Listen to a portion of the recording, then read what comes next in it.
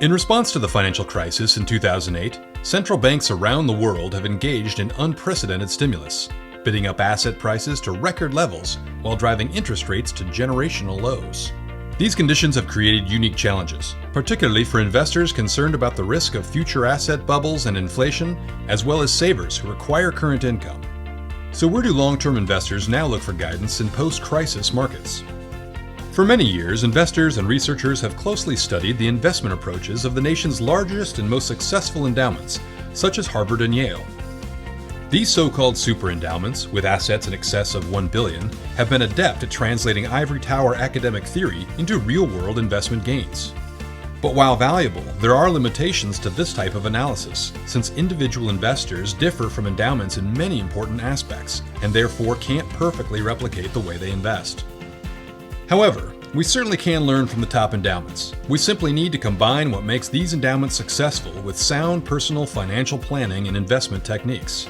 That is how we created the household endowment model.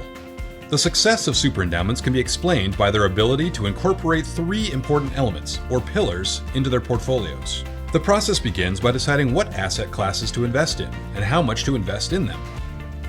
Super endowments deploy wide diversification, assembling a variety of distinct investments that behave differently under a range of economic and market conditions. They create a diversified core or strategic allocation that includes both traditional and alternative asset classes. We call this first pillar of the household endowment model the steady allocation, because it will tend to only change materially in response to significant changes in an investor's long-term goals. The next step is tactical management, setting aside some portion of the portfolio that is able to play offense or defense in different market environments. While it's not possible to time any market, it's important for investment managers to have the flexibility to reduce risk exposure in prolonged bear markets in order to minimize large losses, particularly since individual investors don't have an unlimited time horizon in which to recover. Super endowments are also often willing to adopt a patient, contrarian approach by adding to the most out-of-favor asset classes in their core allocations through regular rebalancing. This kind of fine-tuning or tactical management is the second pillar of the household endowment model, the ready allocation. Finally, the top endowments also try to improve long-term performance through the selection of active managers who have consistently demonstrated investment skill.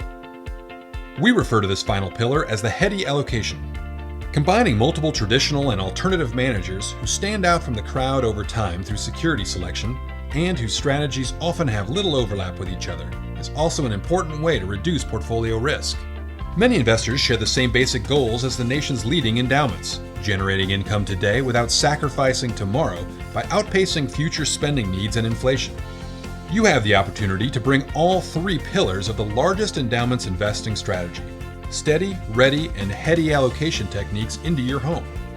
Talk to your financial advisor today to understand how the household endowment model may be applied to your portfolio.